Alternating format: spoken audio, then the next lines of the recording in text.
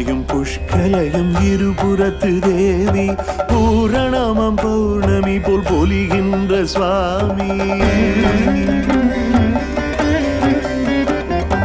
பூரணையும் புஷ்கலையும் இருபுறத்து தேவி பூரணமம் பௌர்ணமி போல் பொலிகின்ற சுவாமி.